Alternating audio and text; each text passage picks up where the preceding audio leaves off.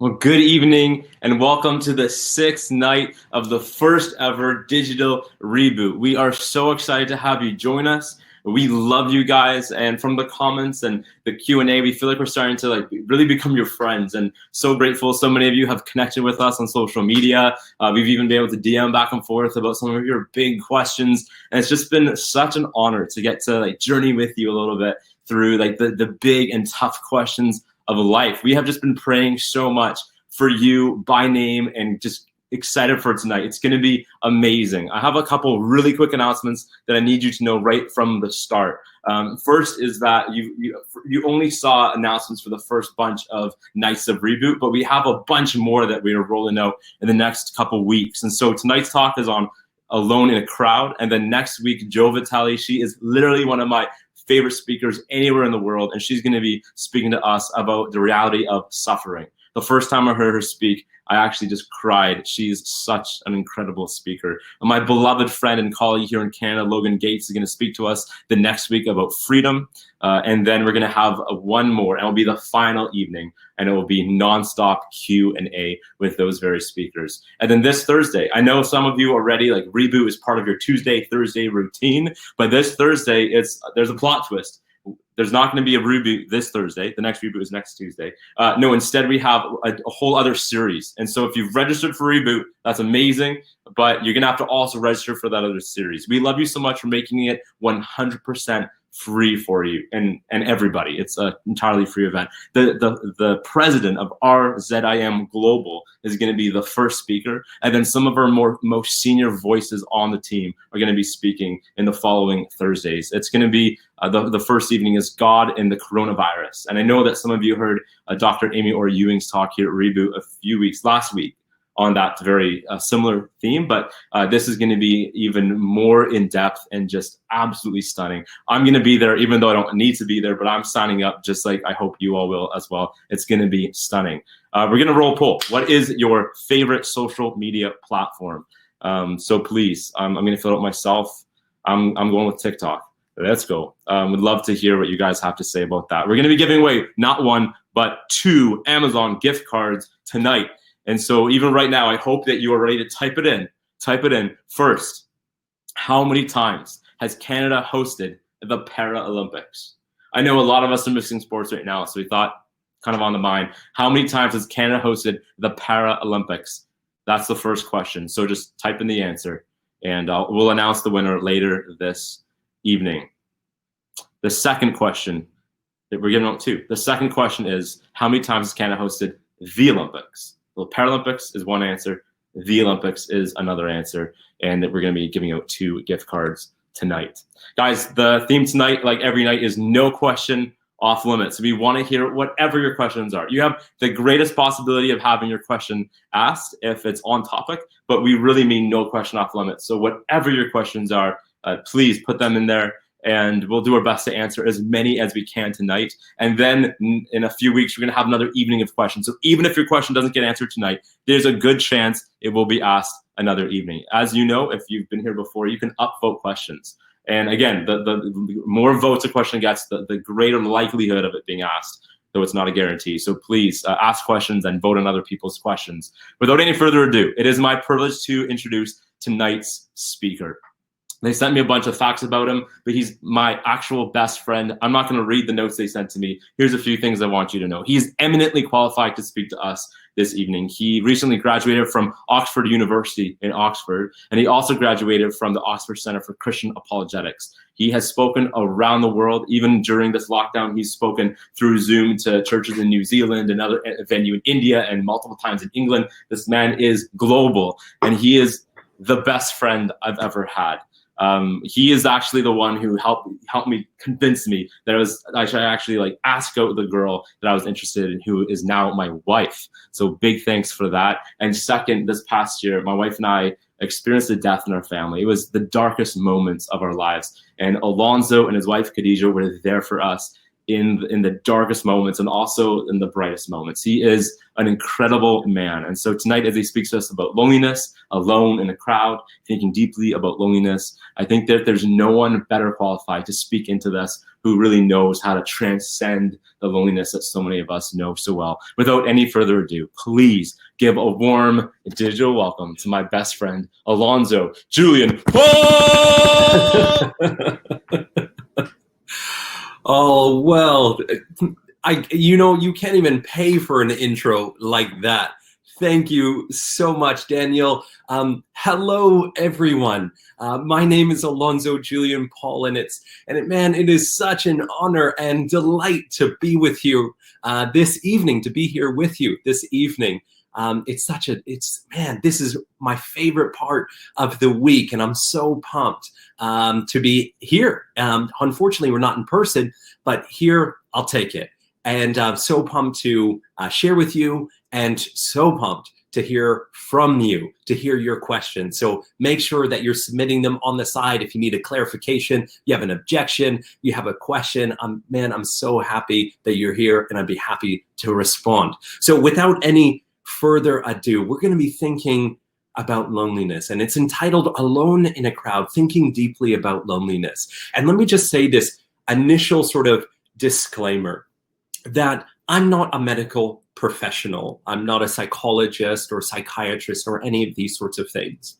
So if you or a friend of yours is really, really struggling with some proper mental health challenges, I just want to encourage you first and foremost, and hear me clearly when I say this. Don't use my words to replace what they're saying to you. Go and get that professional help if you think you need it. Even if you have like a hint that you need it, or a friend may need it, go and get that professional help. You won't regret it. At the very least, they'll say, hey, you're normal, you're fine, or whatever the case may be. But so oftentimes we regret not going and seeking professional help. So please do that. But I've done a ton of research for you all. So I think we have something here that's really, really going to help all of us. It's certainly helped me, so I think it's going to help you as well. So as I was doing the research, loneliness, according to so many researchers, this is crazy. Loneliness is described as an epidemic. Every book, every article, everyone I spoke to, everyone had the same conclusion on this. And it's a felt reality for so many of us in lockdown. 3 months of being cooped up, missing our friends, missing going to school. Who would have ever thought we would miss going to school? But we're missing going to school, and we're missing just going out and chilling with the squad. We miss all those elements of life, and hopefully they're going to get back sooner, back to normal sooner than later. But for some of us, the loneliness that we're feeling right now will just kind of go away with lockdown. And that's cool, man. That's a really good thing. But for others of us, loneliness is more complex. It's deeper than just something like that. Some of us feel loneliness in particular moments in life. Maybe for no particular reason, we just kind of feel that way. Or other times we can feel loneliness in a particular experience. Maybe you've been bullied. I've been bullied before. Or maybe you've lost a loved one. I've lost a loved one too. And if there's no one around you that can really relate to you, it can feel really lonely. Just before COVID, there was this company, it's called Pew Research. And what they did is they do a bunch of polls and pump out statistics and all kinds of really fun stuff. I'm not going to bore you with statistics, so don't you worry about that. But they said this, so this is before COVID, according to Pew Research, a staggering 1 out of 5 Canadians, fam, are feeling lonely. And according to their research and many others, the loneliest generation is a generation I'm speaking to right now. It's Gen Z, whatever you want to call it. And if you're one of those people, let me just say, I feel you, man. I've been there. I've wrestled through that. But there's hope. There's hope in the person of Jesus. And there's hope with other people. Just so you know as well, you may not have realized it from that statistic that 1 out of 5 wrestle with loneliness. One thing that means at the very least is that you are not alone in your loneliness. Now that's a huge thing to know, that we're not by ourselves in our loneliness. There are tons of people out there that have felt the way that you feel right now and have been where you've been and are willing to walk with you through your loneliness to the other side, like your youth pastor. So let's just put COVID-19 aside for a second. Because the fact of the matter is that for many of us, when we return to normal life, we're just going to go from being lonely in lockdown to back being lonely in a crowd of people. The real problem that I want to think about with all of you tonight is this. The fact that we don't just feel lonely in lockdown, but even when we're surrounded by a group of people, we can feel lonely. And that leads to all sorts of really bad feelings like depression and anxiety and nervousness and so on. There was this brilliant poet back in the day. His name is Henry Thoreau. Years ago, he wrote this really famous line, and he says this about loneliness. He says, most people live lives of quiet desperation. Maybe you felt that way. And by that, he means living our everyday lives with a heaviness, an isolation, a longing for the relief from loneliness, and to experience the relief of deep and true connection. Connection is so important, and we're going to come back to that idea. So the most natural question for all of us that are thinking about this is like, well, bro, like, why am I so lonely? Why are we so lonely? One of my favorite artists of all time, arguably the best MC, the greatest MC of all time, a legend in the world of hip hop, is a gentleman standing right here, and his name is Tupac Shakur.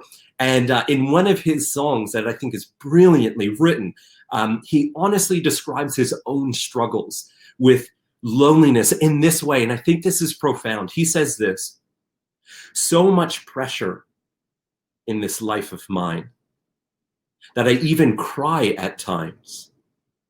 No one knows my struggle. They only see the trouble, not knowing it's hard to carry on when no one loves you.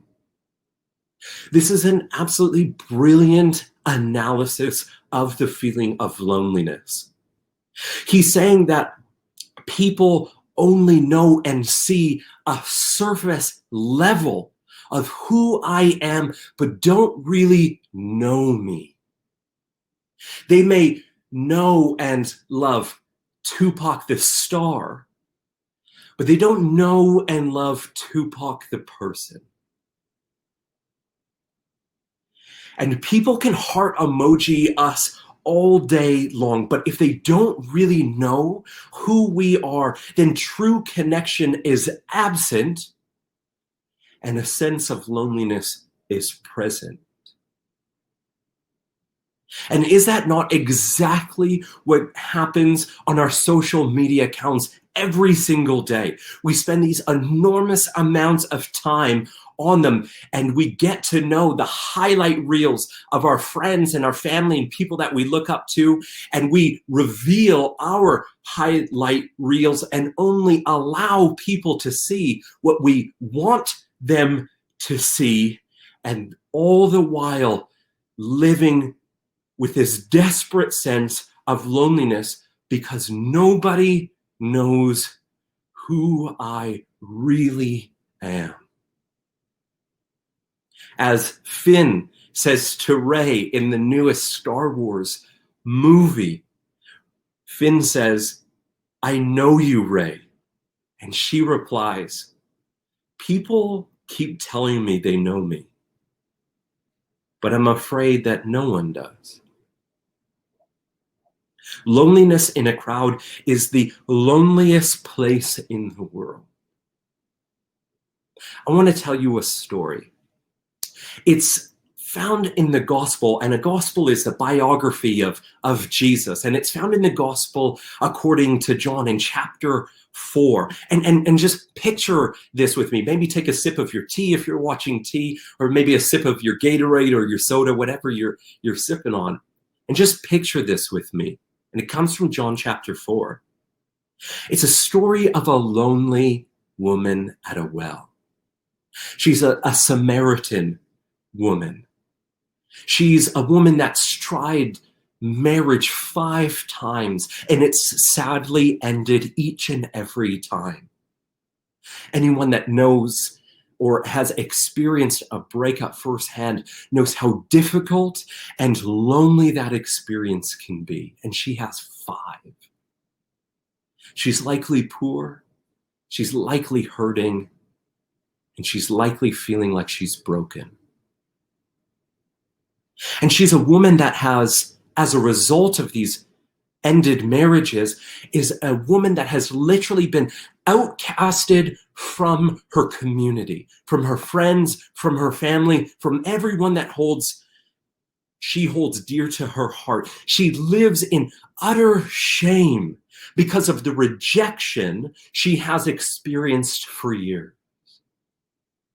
She's been shamed into isolation to the extent that she even goes out to water. It says in the 6th hour, which is the hottest hour of the day. Normally in her world, they would be finding shade and shelter from the hot sun during that time, and everybody would be inside. And since everyone is inside, now she feels this is the only time I can go out because I need to avoid other people. What pain she must have been in. What loneliness she must have felt. This story is a story of our worst fear realized. Being fully known and longing for love, but being rejected instead of accepted. But one day, something happens. One day, everything changes. Because one day, as she's approaching the well, and you got to picture this with me, it's in Samaria, it's stinking hot outside, it's muggy, it's dusty, and she's carrying this jar so she can go and fill it up and have her daily ration of water. And as she's walking to this place that she goes every single day, she starts to peer through the dust of the streets, and she sees this person she's never seen before sitting at the well. That day she's seen Jesus. Jesus and his squad of 12 disciples had just been on a long journey, and Jesus is tired from the journey, so he's sitting down at this well, and his squad is going out for food and for water. I don't know, maybe they're hitting up Shawarma Palace, maybe they're hitting up some McFalafel, something like that. I don't know what the exact venue is, don't quote me on it. But Jesus is sitting there. And that afternoon, under that blazing hot Middle Eastern sun, Jesus and the Samaritan woman, this lonely woman, have one of the most profound conversations that have ever been had. They start with some small talk, but suddenly, as you read, you quickly realize that Jesus is fully aware of her past. He's fully aware of her source of shame and the cause of her loneliness. I don't know if you've ever been in that sort of situation where you're sitting across from somebody and you have that sneaking suspicion that they know some deep, dark secret. How does that make you feel? Probably a lot of dread, a lot of fear, for sure. fear of being exposed. Or conversely, maybe you've been on the other side and maybe you know this deep, dark secret. You got the drop on somebody. How does that make you feel then?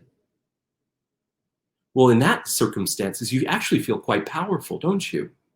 Even you could feel a little bit smug, a little bit superior. Like, I know something about this person that they don't want me to share. You know what's so remarkable about Jesus? Who knows her to the bottom, doesn't exercise his power over her, neither does he belittle her in order to make himself sound big.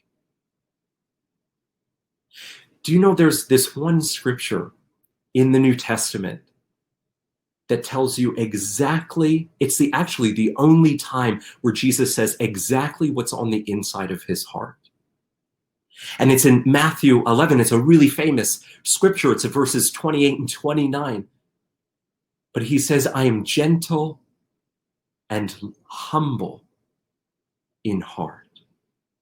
Now, this is fascinating. The God of the universe in flesh, who can still a raging storm that would scare seasoned fishermen with a single word, that demons flee from his very presence, that he can heal from a single touch, doesn't use his unfathomable power to embarrass or harm this lonely woman, but instead is gentle and humble in heart towards this woman trapped in loneliness.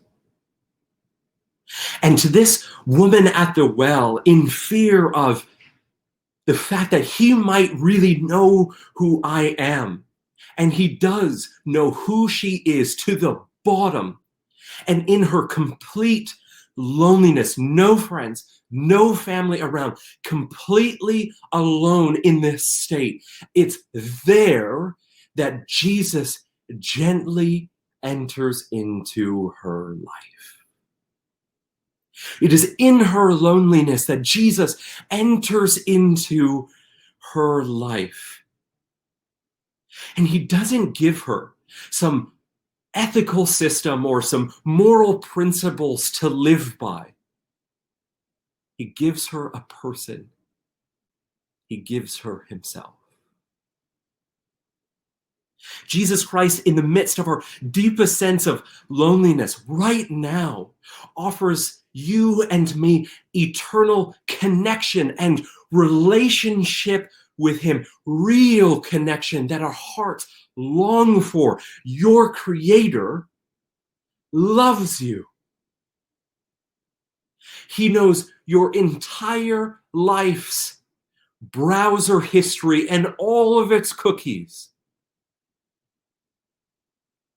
And to every lonely heart here tonight, in gentleness and humility, Jesus Christ says to you, I love you. And I want to take away that sense of loneliness and replace it with a sense of my presence. Now, don't get me wrong, and with this I close. There's a place for when we have people around us, and people can play a vital role in combating our sense of loneliness, having deep and meaningful relationships. But it all starts here. St. Augustine says our hearts are restless until they find their rest in God. The very first place in the very first part in combating loneliness is reconnecting the lost connection that we have with our Creator, who sits at the well and says, I know you to the bottom and I love you. I don't reject you. And I want to have a deep and meaningful relationship with you. Now we're about to start a time of Q&A, and let me just finish with this very quick story. I was at a university in the prairies, in Canada, in the prairies, and we just finished giving a long talk, and we were having Q&A, and this lady came up to me afterwards, and she had all sorts of questions and objections to Christianity and rah, rah, rah, and all of these sorts of things, and we were so pumped because that's exactly what we're there for. And after a long time of this, I said to her, excuse me, what really is your question? You're giving me all these questions, but what's really on your heart? What's on your mind? And she said, Alonzo, I want a God who hears my cries. And I said to her, Jesus Christ is that God who hears our hearts' lonely cries and waits for all of us at the well.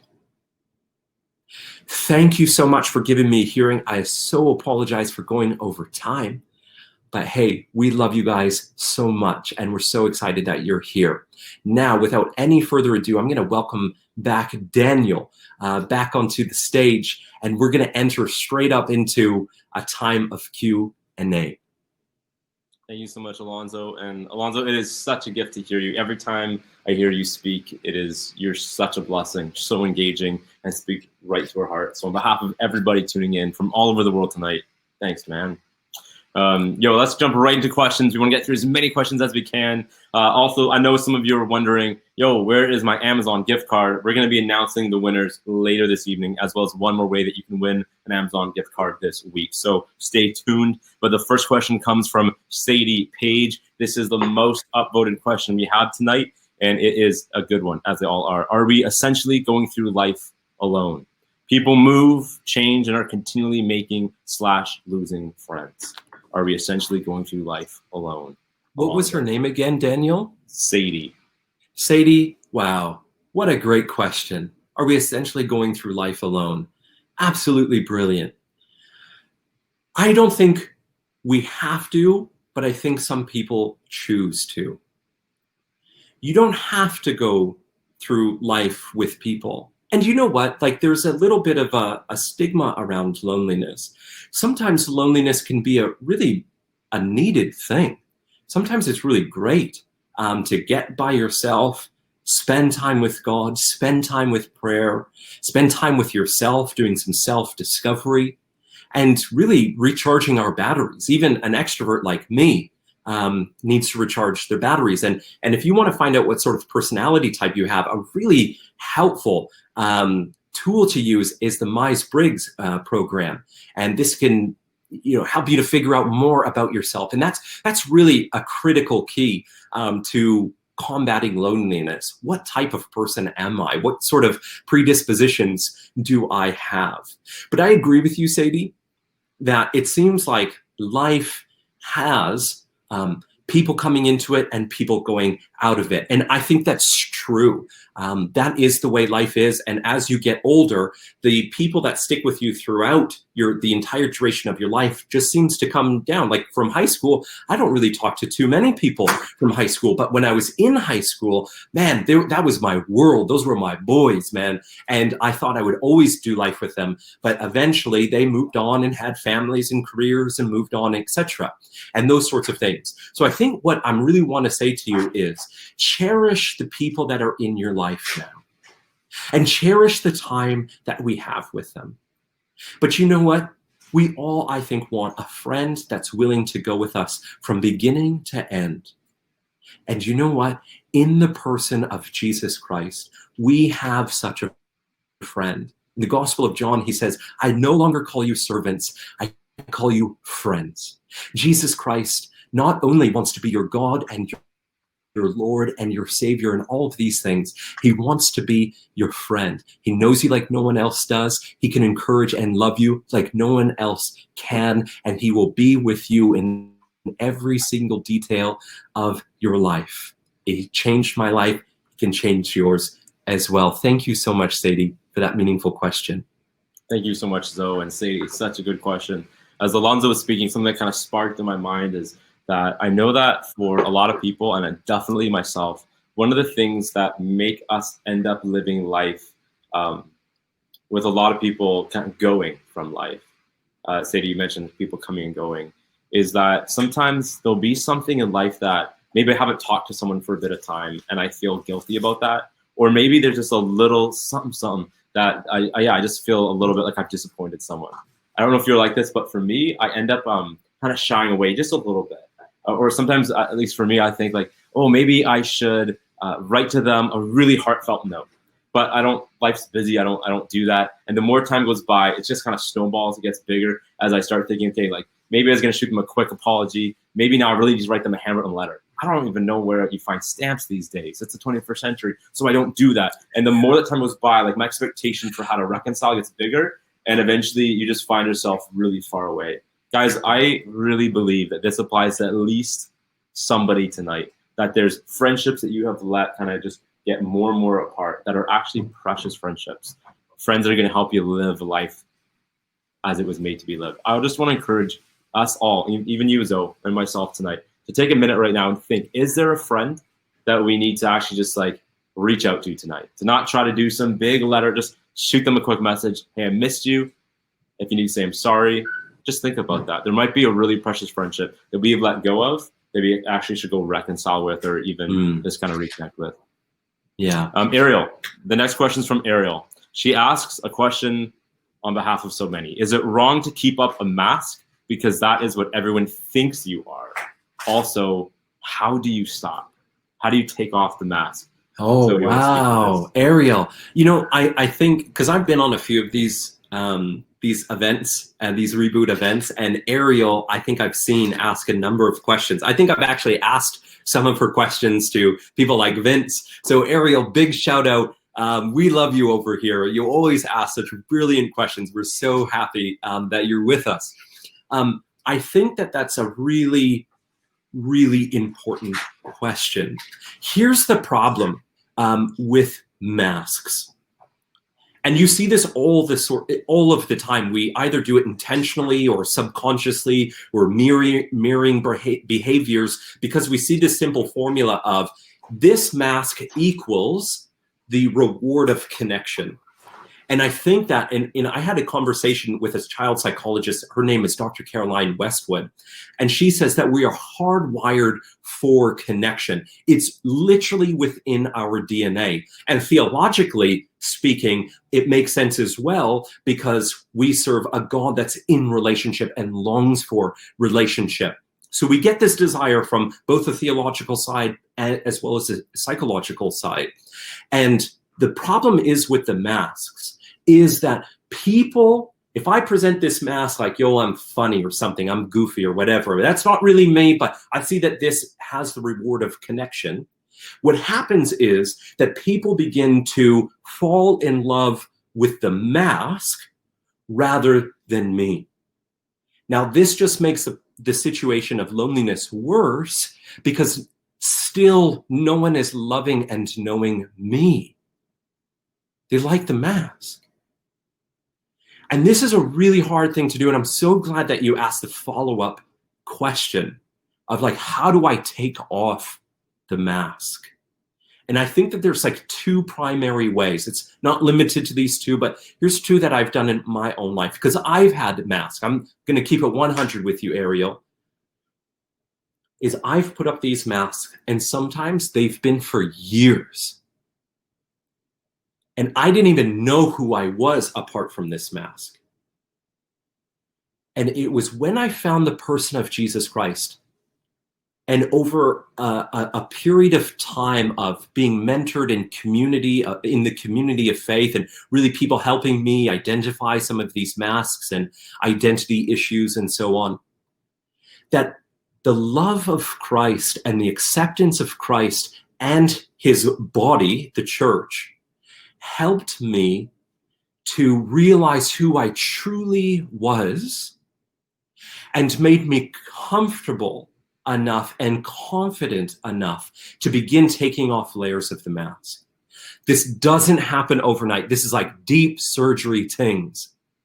But over a period of time with people that are safe, with people that you trust, people that are interested in you and interested in you getting better, like they're authentically and genuinely interested in seeing you grow and become everything that God's created you to be, you can slowly start peeling off that mask. I think that that's a real helpful start to taking off the mask and the dangers of wearing that mask. But it's a real struggle for so many of us, including me, Ariel. So you hit it right on the head. So thank you so much. So good. Okay, here's the next question from Carter.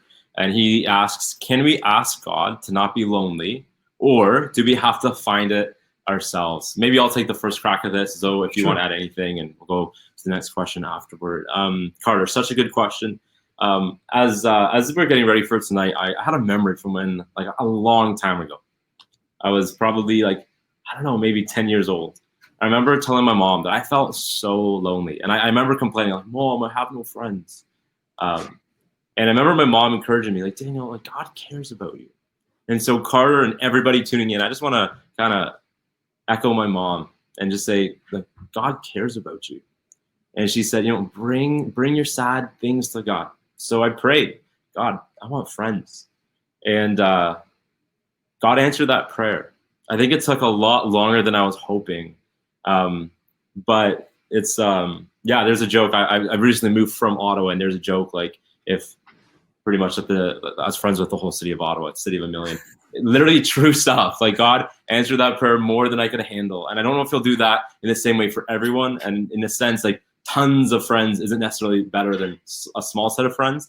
But it's just like I don't know that any of my friends today would like believe that I was like a general kid, just didn't have any friend in the world besides my mom and Jesus. A good combo. But still, definitely pray and ask God. And again, sometimes it takes a while. And I honestly think that that's not a bad thing, that in that time before God answered that prayer, when I was fairly lonely, it actually became a very precious time in my relationship with God as a 10, 11, 12-year-old.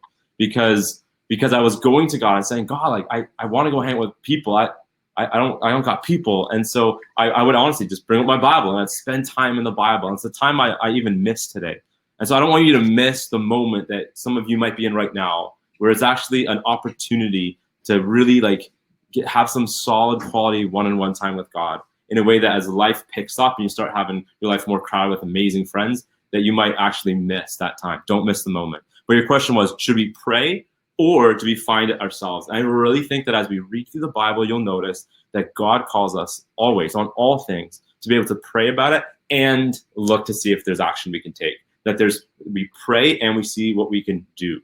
And so some of my wife and I moved to Toronto recently, and we've had a number of people we've met here complain about how unfriendly the city is, or even at church. People are like, it's really hard to meet friends at church. I've noticed like my wife and I haven't had that experience. It's not because we're amazing and everyone wants to be a friend at all, but rather like my wife Alexandra and myself, we're like, we go to a brand new church, don't know anyone. Like, guys, do you have plans after church?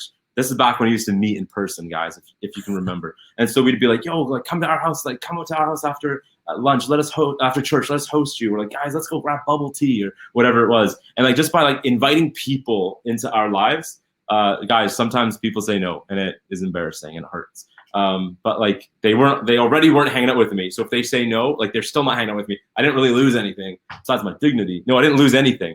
And so I just want to encourage you that if you want to have more friends, to continue to, it's vulnerable, open up yourself and invite people in, ask people, pursue. People today seem to be really bad at reaching out. And so you'll probably find that you're always the one reaching out, but be that person that reaches out, that decides to be a friend.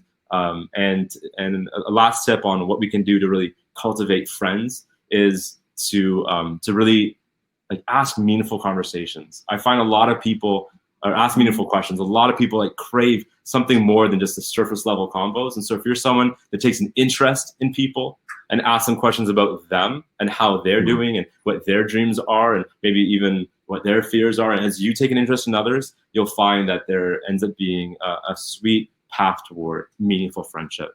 But let's go to the next question. Here's a solid question from Stephanie. She says, Alanzo, why do we still get lonely, even if we know that God is with us always? Oh, wow. Stephanie, you said? Stephanie. Yeah. Okay, great.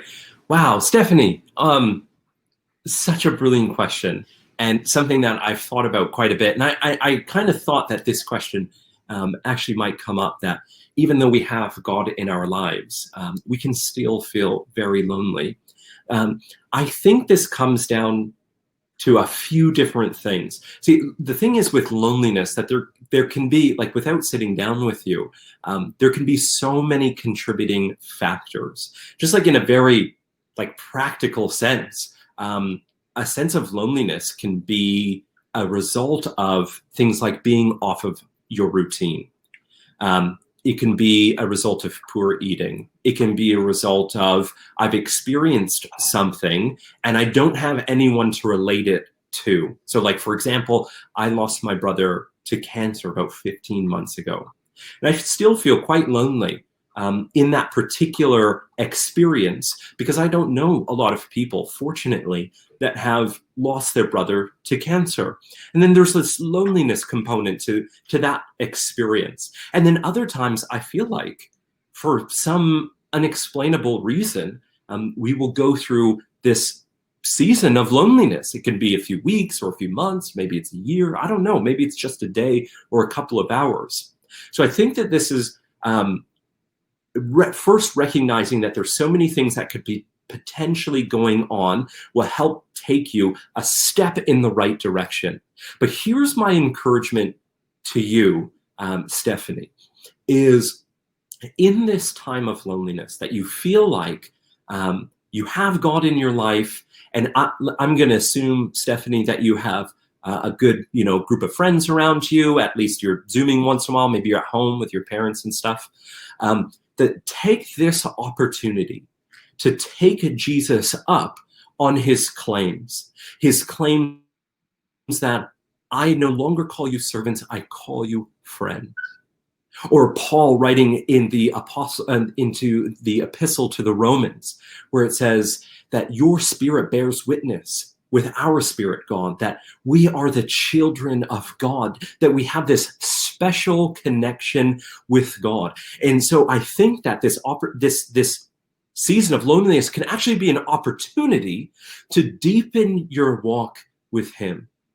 Because we can't underestimate, like, I think so many of us too quickly go to, well, we need to just get off of our phones more, and we need to have less, we need to have more meaningful relationships and all that kind of stuff. All of that stuff is really, really good. All the literature says that stuff is really, really good. But we cannot underestimate how incredible it is that we have a relationship with the creator of the universe, with the creator of you, that knit you together, that knows everything about you. And so that would be my encouragement, is to take up this opportunity to deepen your relationship with Christ. Let me just say this one last thing. I was recently watching the movie Paul, the Apostle of Christ. It's on Netflix for free. It's by the same dude that did The Passion of the Christ. And as I was watching this, I was really, really struck. Because takes place in 67 AD. So this is brand new Christians, like the first generation of Christians. Like, there's still people walking around that was like part of Jesus's squad personally. And in that context, these Christians are being eradicated by the Romans. They are literally taken alive, placed on these candlesticks, lining the streets of Rome, and burned alive. And they would comically remark, the Romans, that, oh, this is how we light our streets, is with Christians. Or if they found you, they would take you and they would throw you into what they call Nero's circus. Nero was the emperor at the time, and he loved throwing Christians into this circus. And the circus was being eaten by animals, lions and stuff like that. And here's what's really fascinating. These folks that are waiting in the cell, just moments away from being eaten by a bear, and if they just were to give up their Christianity, they would go free. So my question is, like, why would they not give up their Christianity? Is it just because they're like, yo, fam, this Jesus guy, he says, love your neighbors. And this is a really good idea, and I just want to hold on to that idea. It's like, no, that would be silly to die for something like that. What they died for was that they received this precious relationship with a living person, with Jesus Christ, that was so valuable that even if you took away everything, I would still hold on to this. So you could even check out some church history. I think you'll find it inspiring like I have, and hopefully that helps you during your time. So good, Zoe. This next question is not on loneliness, but it's the most voted questions right now. So I'm going to do my best to answer it. But Alonzo would love to invite you if you have any illuminating thoughts. It's a tough one, and it comes from my boy, John Kim. Say my boy, but John, I don't think we've ever met. But thank you for asking this question. What kind of Christianity is correct? I.e. Catholic, Methodist, etc. Is there a correct Christianity? If so, what is it? Well, John, you're definitely not alone in asking this question. There's a scene in the book of Acts where Paul is preaching. This is, Alonzo just referenced him, the Apostle Paul. The man wrote 13 of the books of the New Testament. Like, he is an absolute giant in the faith. And as Paul is preaching, these people in a town called Berea, they take out the Bible. At this point, it would have just been the Old Testament. And they are like searching, reading through the Bible to compare what Paul's saying and see if it matches up with the Bible. And so this is part of the answer to the question, is that we should, as you and I are trying to navigate what is true, and that you have all manner of different speakers, as Alonzo speaking tonight, as I speak, as your pastor Sunday morning speaks, as you wrestle through what is true theology and all that, we should be doing our best to be searching through the Bible and really seeking to know the Bible well, to see, does that preacher, does that church's teaching, does that line up with the Bible? Something I love, part two to this question, is that Jesus calls us, and this makes Christianity beautifully unique among all the 10,000 religions. Jesus calls us to love him with all of our heart, soul, mind, and strength. And that, telling us to love him with our mind means that Christianity isn't just a bunch of moral principles for us to follow, but that it is that God is a being for us to know and engage with our mind, which is why we can ask questions like you're asking tonight, and we can ask so many more questions of the different denominations and churches, and wrestle with is this actually true, and is this legit? And we don't have to just submit our thoughts and just turn our minds off and just submit it to an individual, like spirit, I don't know, like a guru, and just whatever they say we just follow. But that God invites every one of us to engage with the Bible, and so we're able. And so the fact that there are lots of different denominations can be a little bit confusing, because it's like, oh yeah, should I be Methodist? Should I be a Calvinist or Arminian? Should I be this or that? And yet, I think that the fact that there is all this diversity shows that people are using our minds, as imperfect as our minds are, we're using our minds and doing our best to figure out what is actually true. And so it's actually a beautiful thing that there's freedom for us to be able to engage with these questions and wrestle through that. But before I hand it over to Zoe, let me say that you'll notice that among Presbyterians and Anglicans and Baptists and non-denom charismatics and Pentecostals and Catholics, that there's, even though we have various specific things we might disagree on, that the core, and it's like a really big core, like there's so many things, all the important stuff we agree on. And that's why you'll notice today that there are a ton of ministries and initiatives and projects where you see Christians coming and working together from all sorts of different backgrounds, because the denominations, Methodist or Presbyterian, Anglican, doesn't really matter that much. We all actually agree on the essentials of our faith. And so I don't think we need to worry about it, but we can just engage God the best that we can with our mind, trying to figure out what do we actually think is true. You might come to a different conclusion as another buddy. Alonzo and I, he's my best friend, we disagree about some specific theology, doctrines and stuff, but we are absolutely united on all the important stuff, as are Anglicans, Presbyterians, and Catholics, on who Jesus is, and on what that means for the world. So, Alonzo, if there's anything you want to throw in to answer this question, please.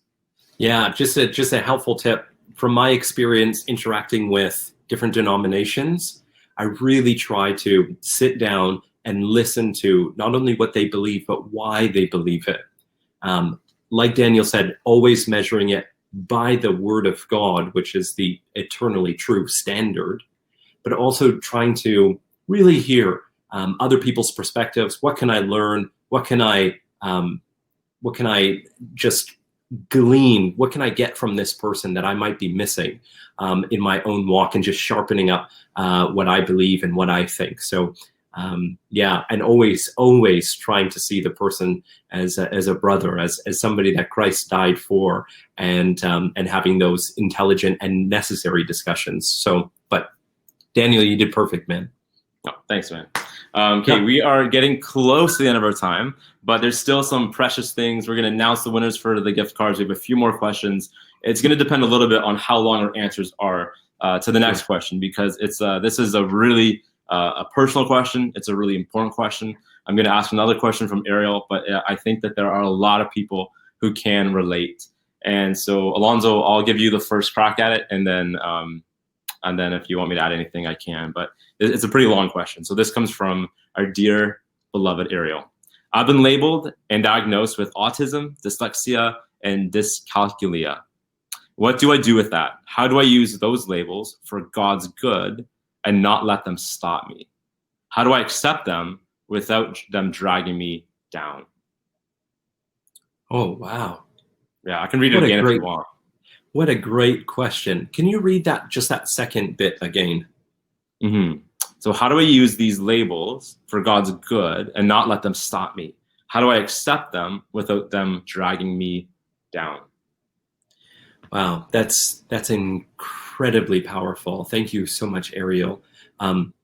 With those labels, what do you do with them? And it sounds like from your question, I'm assuming that you're probably first and foremost taking that stuff to your parents and healthcare professionals and all of those sorts of things. And because Daniel and I by no means are medical professionals, or can't give any sort of medical sort of advice. But what do you do with things like that?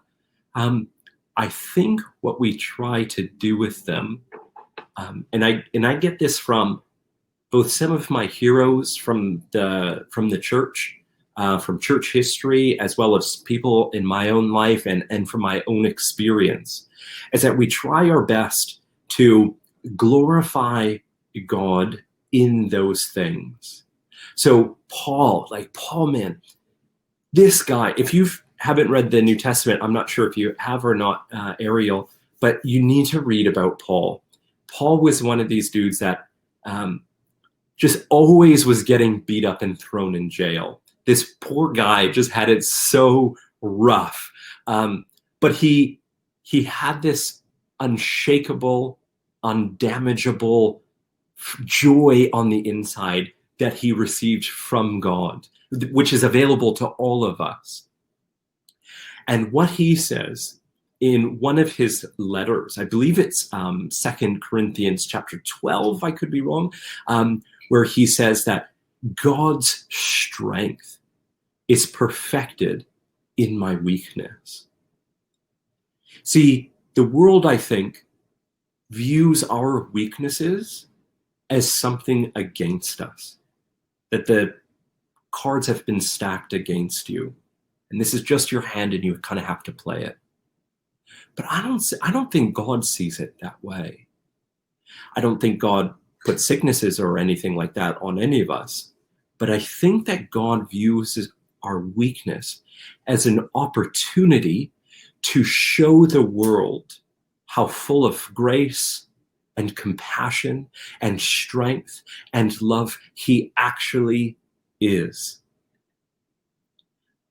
So that would be my contribution. And let me just say this last bit with my own weaknesses that I think about in my own life is I've shared these weaknesses with other people. I didn't grow up in a Christian home. I didn't become a Christian until I was 21. It's about 10 years ago. And I had all sorts of weaknesses, not the same as yours, different weaknesses. And I wouldn't say that yours are a weakness either. I just had my own things that I was working through.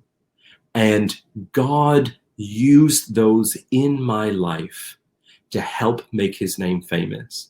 And that infused those things that I had to deal with extraordinary amounts of value and meaning that I didn't get anywhere else. So that would be a bit, I don't know, Daniel, do you want to contribute to that? So good, Alonzo. Yeah, Ariel, recently I got to do a live interview to Parliament, so to some pretty influential people. I was just asking the questions. The speaker is a girl named Christina Lee Fast, and she has Down syndrome, which is another label people may place on someone. And as she spoke, it was just stunning. And as I was listening to her, she's made a video you can find on Facebook. It's called My Life is Worth Living, and it's been seen by 122,000 people on Facebook. She's been a longtime friend, and I as I listened to her speak this past week, I was thinking to myself, like, man, like it's amazing to see that God is using her in magnificent ways, not in spite of her having this label, but actually through this label. Now, for that to happen, Christina first sees herself not as a label, and she doesn't see herself as someone with Down syndrome. She sees herself as a beloved child of God. John is one of Jesus' closest friends that we see written about in the Gospels, and he refers to himself as the disciple whom Jesus loved. Today, a lot of us define ourselves by who we love or who we're attracted to, but he saw himself as who loved him, Jesus, and that defined him. And so Ariel and John Kim and everyone who's Faith, everyone who's Sadie, everyone who's been asking questions tonight, you primarily are, this is your label, like, this is who you are. You are a disciple whom Jesus loves. You are a child of God. If you've surrendered your life to him, if you received his gift of life, you're his beloved child. That defines you. And then these various other things that we find in life that are part of our experience, these ends up being ways that God actually is able to minister to other people. Ariel and everyone, I want to encourage you to check out the pastor, Mark Clark. He's a pastor based in the Vancouver area, in Surrey and Langley. He pastors about like 7,000 people. He wrote a book called The Problem of God. It's a great apologetics book, stunning. And he has a few pretty serious challenges, and like physically, mentally, and yet he's been able to just change the world. Incredible preacher. And again, it's something where you've seen that he hasn't seen any of the challenges that he has as a reason to hide in the shadows, and nor is he looking to God to use him despite those things, but like in the midst of everything that is a part of like who he is, he's able to declare God's love. So I hope that's encouraging. Can I add one more thing, please? Daniel? Please. And it's just because this question is so profound. Our boss, who recently passed away from cancer, his name is Ravi Zacharias. And I always remember him quoting one particular lady, and her name is Annie Johnston Flint. Now, to give you a little bit of an idea with her, she had all sorts of, she was blind, she was deaf, she couldn't speak, she had tumors all over her body. She was riddled with cancer. At one point in her life, she needed, just to be comfortable, about 8 or 9 pillows just to support her in all of the bed sores and different things that she had. And she became a very famous hymn writer. She was still able to write. And she writes this very famous poem or hymn that our boss, Ravi, would often speak, who also had his own pains that he was going through. And I think that this is an incredible thing to listen to, considering who it comes from. Blind, deaf, can't speak, cancer, tumors, all of these things. And this is what she writes. And this poem, this hymn, has literally touched the lives of millions of people. Millions of people. And she writes this: He giveth more grace when the burdens grow greater. He sendeth more strength when the labors increase. To added afflictions he addeth his mercy. To multiplied trials he multiplied peace. when we have exhausted our store of endurance, when our strength has failed and the day is half done, when we reach the end of our hoarded resources, our Father's full giving is only begun. His love has no limit. His grace has no measure. His power has no boundaries known unto men. For out of his infinite riches in Jesus, he giveth and giveth and giveth again. I think that's the last question right there. That was such a beautiful answer, Alonzo. Thank you for reading that beautiful hymn. Guys, there's so many more questions that we want to get to. Just even reading through them now, just thinking, oh, I wish it was still 7:30 and we were just starting the night with you guys. But no doubt. We'll do our best to get through. Well, we're gonna have an evening in a few weeks where it's just nonstop questions. And so we'll just like this past Friday, we'll take some of the questions tonight and ask them then, and then you'll also have a chance to ask fresh questions that night. But you'll also get to ask more questions this next Tuesday when we'll see you there. Alonzo, that was so beautiful. As you're reading that hymn, another song, I see in the chat that people are sharing line by line from the song, No Longer Slaves, just beautiful. Another song that came to mind, a lot of you would have sung in church already, is called Living Hope, that Bethel and Phil Wickham sing, or Jeremy Riddle and Phil Wickham. And that song, I was listening, walking through London last year, London, England, just loving the song, listening to it. And then I came across a song story that song came out of a really, really painful season where Jeremy Riddle, I believe, was severely depressed, anxiety, all that stuff, just such a place of darkness. And in that place, instead of keeping it hidden, and he's a famous worship leader and pastor, I think it's Jeremy Riddle, maybe it's someone else, it's like such a place of darkness that he said, I'm not going to keep this to myself. I'm not going to wear the mask of being some famous singer that has everything okay, but instead I'm going to actually be honest with my community and my church that I'm really hurting. And as he was able to be honest and be able to bring that pain to God and to other people, this beautiful song emerged. So I'm just putting it in the chat right here. A lot of you know it already. I don't know if the link is going to work in the chat, but you guys can just Google it on YouTube yourselves. Is it Googling if it's on YouTube? I don't know. But Alonzo, thank you for that beautiful answer. Alonzo, we're totally running out of time, but is there maybe even like a final 30-second thought you might want to share with our friends online? Yeah. My final thought is loneliness. Hey, if you're experiencing that, you are not alone in your loneliness.